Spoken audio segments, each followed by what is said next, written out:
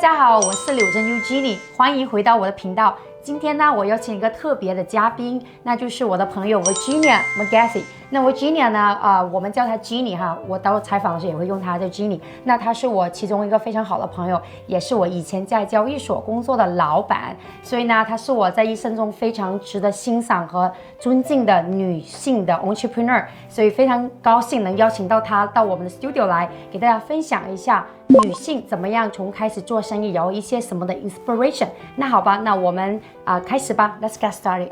Welcome, Jeannie.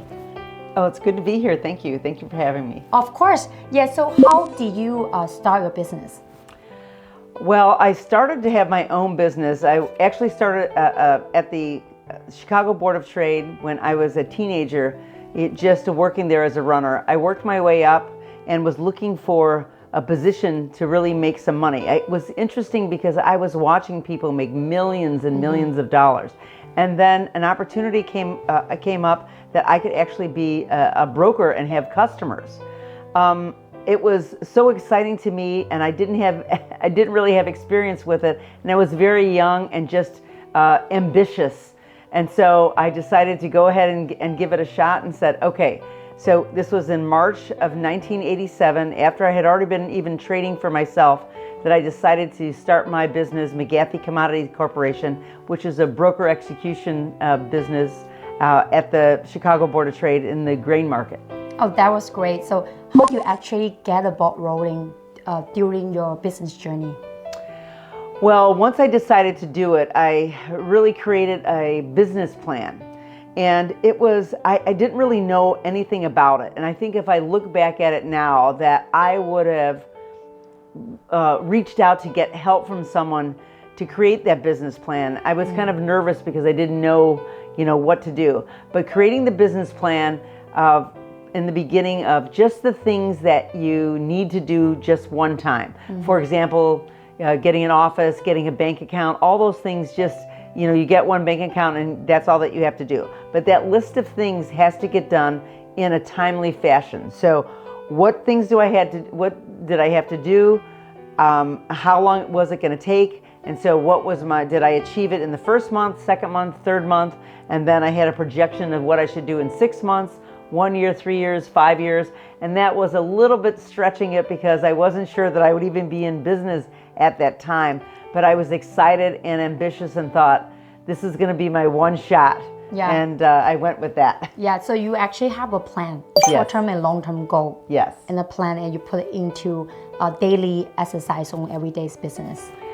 Correct. And I think that nowadays, it seems to me that there's so much information out there, and it's a lot easier because I didn't know exactly what I was doing. And had I had the ability to even have Google, I would have been able to do it. I felt sometimes that every time I would try to ask somebody, they would laugh at me, or they were like, thinking that they were in competition with me, and it made it more difficult to kind of move forward. But I think that if I would have asked someone that I trusted, that I could have had a lot more shortcuts. So I took the long way around. I was successful nonetheless. But I'd say that now there's a lot more tools to use. So, Gotcha. Don't push it aside. It really works. Okay, so how do you train and nurture your employees? So the one thing that I found that was most important to me was that I needed somebody that I could trust. Here is the good and the bad of hiring family. I really had complete confidence in what my family members could do because I knew them. So I knew their intelligence level, and also I trusted them. But then at the same time, it gets a little bit difficult and challenging. So I did have a lot of family members working for me, and it made sitting around the Thanksgiving table actually quite an interesting conversation. But I think that really honing in on people's skills of what would be important for whatever your job is and whatever field you get in. You really have to get someone that's knowledgeable about it and that you can trust so that you can build your business because, it is true, the idea that one bad apple can spoil the whole basket. So it's important to really think about who you're going to hire and how they're going to work with the rest of your team. Right. Okay. What was the trickiest part of something that you face during your business journey? I think that the trickiest part was that I didn't really know what, I was very new at it. I had been a trader, but I hadn't been a broker for customers before. And so being new, being the only woman doing it, made it a lot more difficult to go and try to get more business.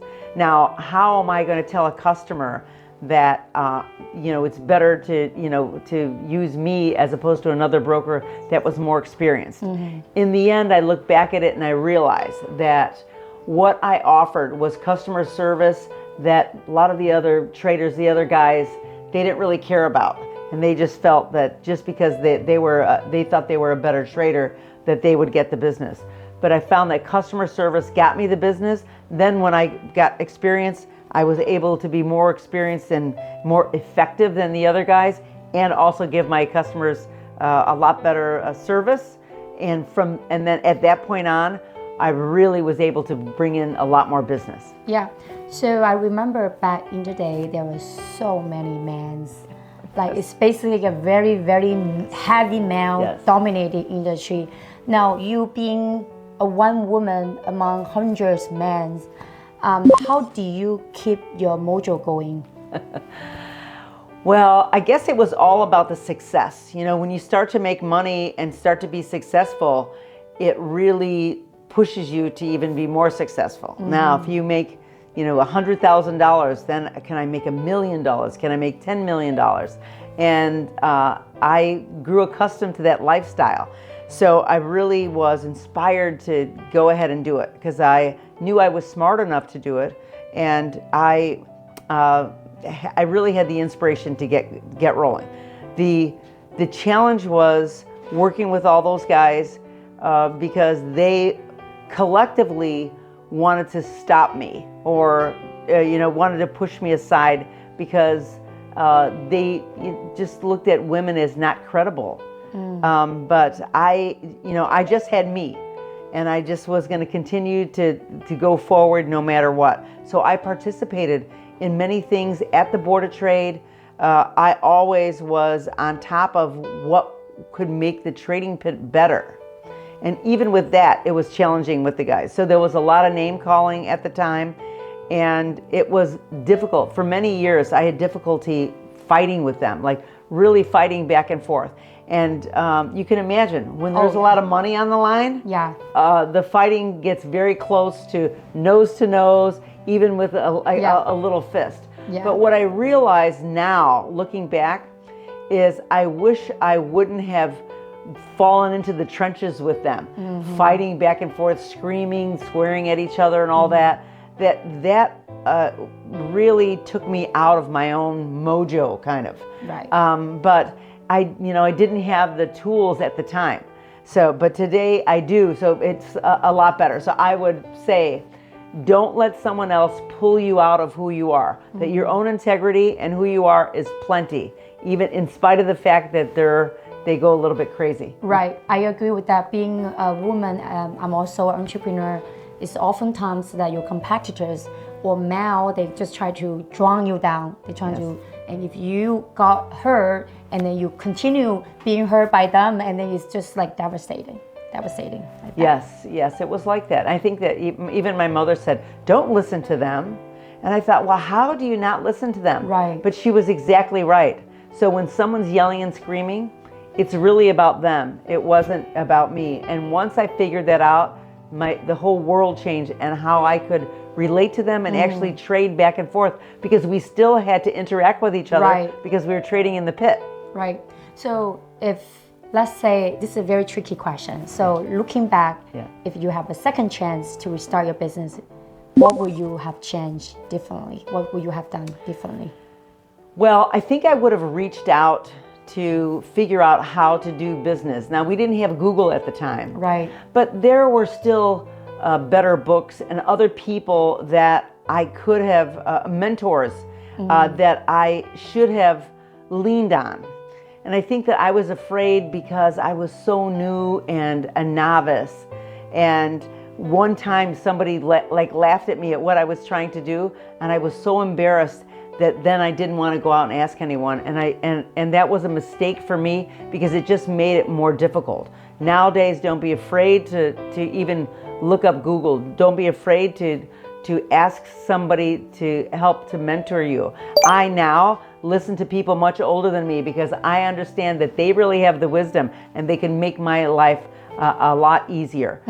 So that would have been so much more helpful in the grand scheme of things. But it worked out. So I'm here talking to you in a way that it was a very challenging road that I realize now could have been much simpler. That's right. So we're talking a lot about your business and stuff. Now, what's any nuggets of wisdom that you love to share to our audience, especially small business entrepreneurs?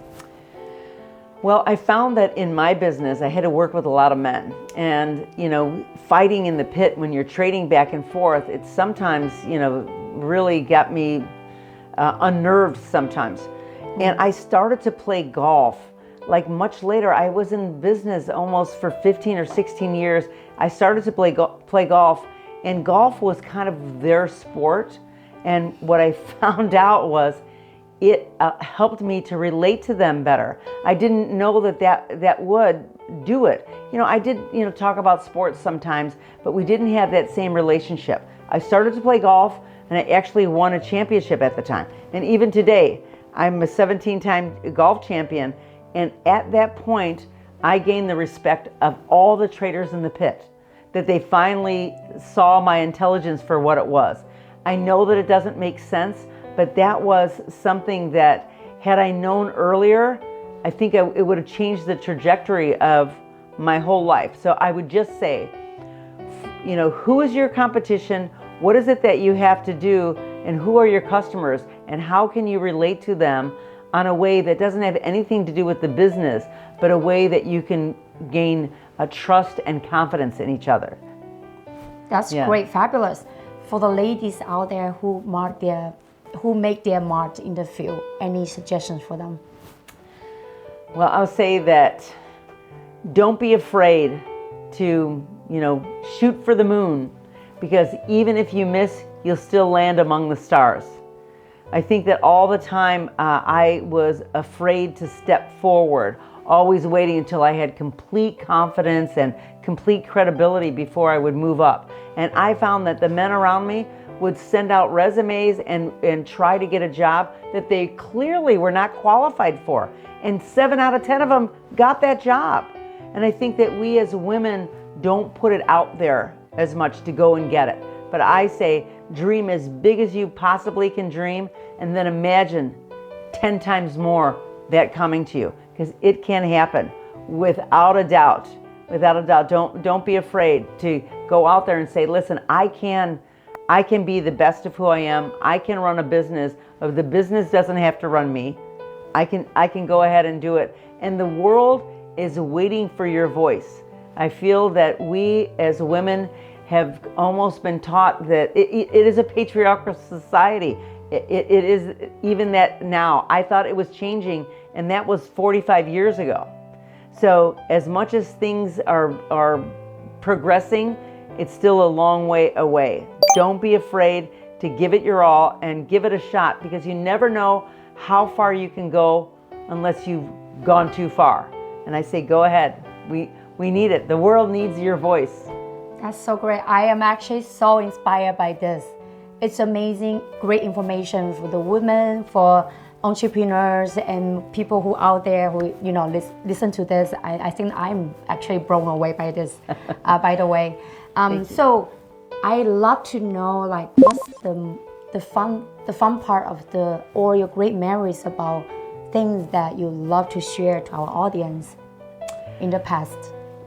Well, I think that the one fun thing that happened to me in the business that is still going on today, and maybe it's why I'm here with you today. Right. It was back in 2009, someone from the Board of Trade came down from the media department, came down and asked if I'd be willing to go on camera and talk about the market. And I was not schooled in the media, and I thought, well, if I go on camera, what if you ask me a question that I don't know? Then you're going to make me look silly, and it's going to kind of diminish my credibility to my customers. I was really like nervous about it. I was first excited that they asked me, but then I thought, oh my God, I don't know that I could put it all together that quickly. They said, no, what we want you to do is we're going to stand, and this, let me just say this. This is when media was just getting developed. I mean, things happened very quickly because I started in the business and there was not even computers at the time.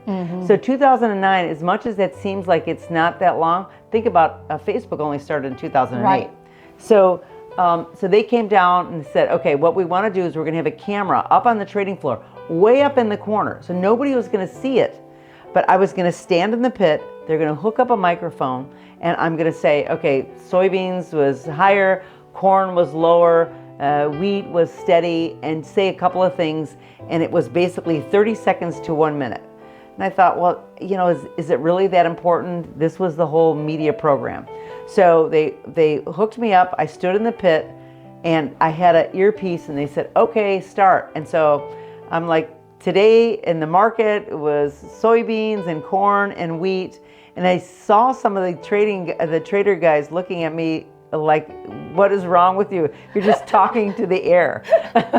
It was actually kind of funny. Yeah. But I was kind of embarrassed because I didn't know how this whole thing was going to work out. Right. So anyway, they said, okay, you did great. The media people came downstairs because they had to go up into the office. They came downstairs running across the floor. This is fabulous. This is going to work wonderful. Are you ready to do this again? And I'm going, again? Like next week? Then almost every day, every other day, and I was thinking, why did you pick me? And they said, okay, what we realized is that we were trying to get people to talk about commodities, and we found that every person that we talked to is a fat, bald, white guy. They go, we needed to get some diversity. They go, we were looking up in the tower trying to find someone, and then we're like, there's a girl down there, let's go and ask her. And ever since then I was doing market commentary, and I still do market commentary for the CME group now 2 days a week. Wow, so there it is. That's incredible. I remember when I started my YouTube channel, that was like 15 years ago. Yeah.